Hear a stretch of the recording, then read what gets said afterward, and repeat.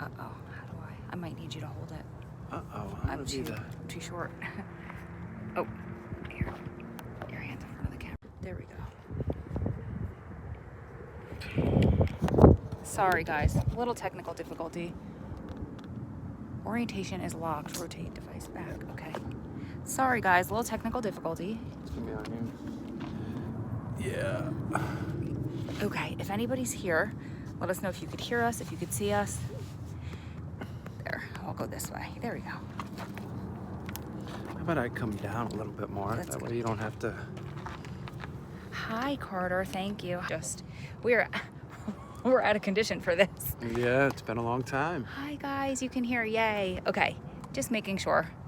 So, Dad, what are we up to? Well, as you can see, we are a couple thousand feet up. We just finished taking a trip to the top of Lone Mountain again. And of course, you know, now there's 3 of us. I don't know if you can see him tucked away in there. You know, the star of the show. Can't really see him. But he really enjoyed being up there at the top. Really peaceful up there today. It's a beautiful day out here in Las Vegas. Gorgeous. It's like 80 degrees, sun. I mean, this is what fall and winter is supposed to look like, right? So this is why we came to Vegas. Really quick, happy birthday, Kat. Everybody, please wish Kat is one of our best friends a happy birthday. She just turned a huge milestone, 21, just like me. And she's done nothing but amazing things for us, for Baby C, and for everybody at Strong Prison Lives and Families. So here's a fun little fact, is that we have a lot more time together recently. A lot more time. So we're gonna be able to do a lot more live videos. Go ahead, what do you wanna say about that? You know, I really just wanted to let everybody know, you know, because we've talked about this for years. Yeah, we have. You talked about it on videos on what this was going to look like, what, Yeah. You know, what our future was going to be about, what our focus was as a family. And for me, for most of the last year, I've been working all the way on the other side of town. Yep. And like everything, you know, we're a bit, I think some people would call us extremist, right? I would. Maybe, just a little bit. Yeah. So we don't do anything halfway, and that's with any of the projects that we have. Like, we throw ourselves just into it with everything that we have, right? So for me, that's what I was doing for the last year, Hope for Prisoners. Really threw all of my time, my energy into, you know, contributing to the organization, being as valuable to the organization, to the clients, to all of our partners. Incredible experience. Yeah, and it really has been. It's been so amazing. Vegas is definitely, like, this is home. This is, you know, we came out here because we knew there was so much opportunity. There's so many great things happening here, and the weather, of course. You know, and working at Hope for Prisoners and meeting so many incredible people, that's been, you know, it's a part of our story now. And recently, you know, we came to a decision as a family that we couldn't just talk about putting family first. We had to make sure that we were living that, and that meant making some changes. So it also meant me figuring out a way to continue to support the mission of Hope for Prisoners and everything that we believe in, but also putting family first and making sure that we had all the time that we needed together on a daily basis.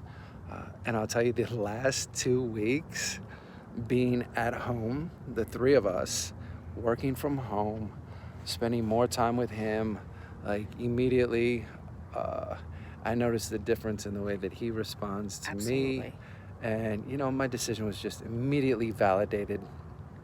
Can't talk about, you know, putting family first and then not live it. So that's what we've been doing. It's been amazing. We're spending a lot more time together on a daily basis, but still continuing to grind and to, you know, put in the work every single day for what we're doing and building towards, you know, what we envision for the future. Pretty exciting development has been the creation of what's called an Opportunity Zone Fund, which means we're going to be focused on providing a pathway to home ownership for criminal justice impacted families. And that's something that, we've had some personal experience with just on our trip out here, trying to find a place. And this is a year ago, right? In the middle of COVID, when the market was not nearly as hot as it is right now. You can't, anywhere across this country, it's tough to find a home to buy, likewise a place to rent. And we experienced some of that discrimination firsthand, because as soon as my name came up, they started talking about background checks, like there were flags that went up, and we had to proceed very cautiously. Honestly, we had to put everything in Rose's name, just because she's got great credit. She's got no criminal history. We were fortunate to be able to do that. A lot of families are not. Yeah. So, and our friends have gone through it recently where they haven't been able to even get rentals here in Vegas. So he said, this is something that I saw firsthand all the time in the office, working at Hope for Prisoners every single day. The need for housing, there's an opportunity for us to help positively contribute to address that. So that's what we're focused on right now. And that also gives us the flexibility that we need to be able to, spend more time together as a family. So it's a win-win all the way around. Really excited about that. Are we done? Yeah. Well, I just want to say a couple of things. So first of all, we are living our dream and we're sharing it with you guys because two things. First of all, you can live your dream too. You just have to figure out what your dream is and pursue it relentlessly. And the other, okay, so three things. That's one. Two is that I think that we need to say this. You say this all the time. A lot of people say Adam is so fresh out. We kind of need to struggle for a little while before we can live our dream. We have to kind of pave the way for a few years and it's got to be really hard. But the thing is, Adam says this all the time and I'm so behind you. We did that while he was inside. And that's what I always shared with you guys is that put in the work from the minute, either the minute you get inside or the minute you decide it's time to leave your past life behind you and you want to step forward. You have all of that time. Your loved one has all that time. As a couple, you have all of that time together. Or if you're not involved in somebody who's justice impacted, is that the way to say it? Criminal justice? Sure. Justice impacted, then today's the first day of the rest of your life, not to be cliche, but as soon as you decide what that is, you're going to live your dream. I mean, this little man right here who's on daddy's chest is living proof that you just have to kind of put your nose down to the grind. And then the third thing is, we've always said that we were going to continue in this space, but we just didn't really know. Oh, poor baby. He ate a little bit. I fed him at the top of the mountain, which was a really, really cool experience. But he's just ready for a nap. So sorry about that. Anyway, what was I saying? Oh, we always said that we were going to be in this space, and this is how we're going to be in this space. So I know a lot of people are asking, like, where are the prison stories? And kind of thinking that we deserted that for all of the baby stuff. But to be honest, it was just kind of like the next chapter, the re-entry chapter for us. And I don't have like visit stories to tell anymore. And Adam doesn't necessarily always want to relive what went on the inside when he's fighting so hard to pave the way for the people to re-enter as seamlessly as possible. Although you have some really interesting and maybe entertaining stories, and we'll tell them if and when you want to. Well, but here's the thing, right? Go ahead. I've got plenty of entertaining stories. I could keep people entertained for days. Yeah. But it doesn't necessarily serve the purpose of making things better in there. That's what, yeah. And the unfortunate reality is that I could tell you about all of the atrocities, all of the injustices, all of the oppressions that take place regularly. But in doing so, I would then limit my ability to positively contribute, to get back in, because those doors would be closed to me. So those stories are not the ones that I can tell or am willing to tell right now. And there's people out there that tell them, and they tell them really well with a happy ending. Yes. The best example is Jessica Kent. She tells all of her stories and then gives you like a positive spin on how you can recover. And and be on the other side of it. Those stories are, go ahead. And I was going to say, but I think the most important thing, what we can demonstrate is, listen, I served over 20 years, 2 decades, right? And it's a testament to both of us, like our commitment to our relationship, to each other, to having a dream and really putting everything that we had into it, that it can happen, and that when you make those investments, especially early on the inside, it doesn't have to be a grind, a struggle for any extended period on the outside. The unfortunate reality is not enough people make the investments on the inside, on that part. People put it off and say, well, when I get out or when we're back together, then we will each work on, improving our situation, making ourselves better. Those are things that, man, you have an incredible opportunity. And I say this all the time. While I was in there, I had that opportunity every single day. And I viewed it as such, to where I knew eventually that time was going to run out, even though I had that life sentence, because I believed I was going to get out. That I lived every day at the end of the day where I was like, man, did I do everything that I possibly could today to put myself in a better situation for the future and to make sure that I was contributing to our vision for the future? You would email me that frequently. All the time. Yeah. So, and that's why, I want us to hopefully be living proof of that. Listen, exactly. We are not an anomaly. No. We are a rarity at this point just because it hasn't become normal yet.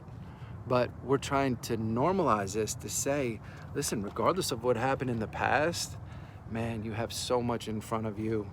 Like, this is it. We're living proof of it. Absolutely. Everybody should have this. Absolutely. And it's not, we're not showy. It's not like, look at me. And I've had that comment a few times. And I'm just going to be really frank because I always am with you guys. It hurt my feelings. Like, it's not look at me, look at my family, look at my baby, look at everything I have. It's, if I have this and what we've overcame and how we learned how to do it, you can too. Yeah. That's why we do Day in Our Life, Come Up the Mountain with us, because whatever, you don't have to want to climb a mountain or anything like that. You just have to figure out what it is that lights you up and then go after it relentlessly. What was the name? I want to share this. What was that, the horse, the ride or die phrase? Seattle Slew. Explain what does it mean? Seattle Slew is a horse. Why is it so funny? It's like a badge. I want to get a tattoo. Because you're going to make me explain I don't know. all this. I don't know it. That's what I'm saying. Seattle Slew is a horse that, just ran and ran for years. Racehorses usually have a very short lifespan, right? And this was a racehorse that just kept going and kept going, never quit, never stopped. And someone made the analogy. They're like, man, that's the analogy that they made to row. Like most come out strong, and just can't go the distance.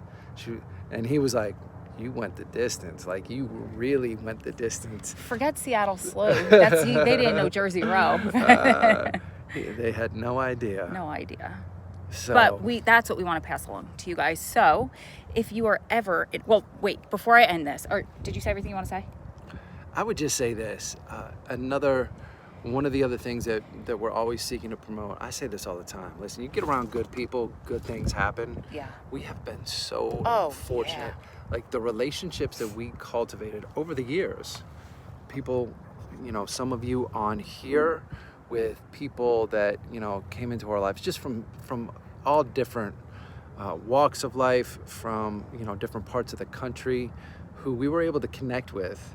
And who since then, like, they've become integral parts of our family that, have been so instrumental in us, having the success that we have here, living this life on the other side.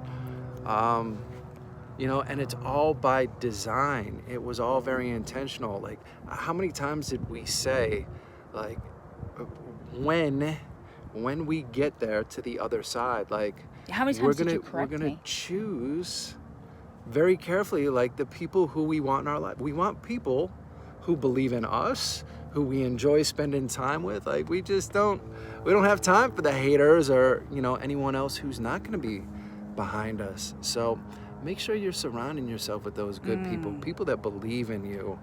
You know, it shouldn't be a fight.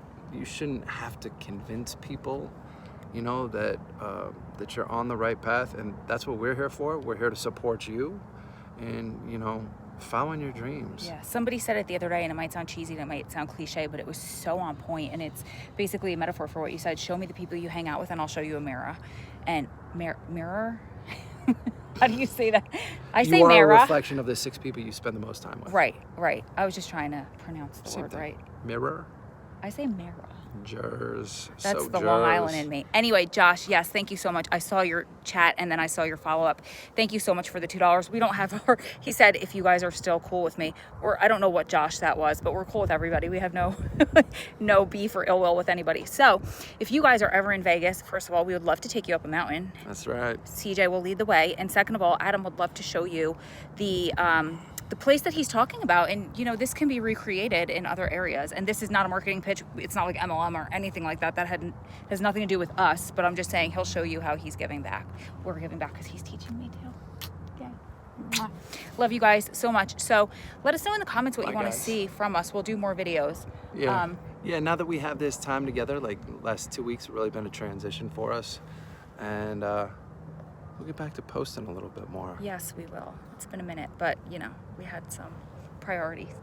Yes, Josh, it's Josh and Jesus. It's okay. Okay. Love you guys. Bye.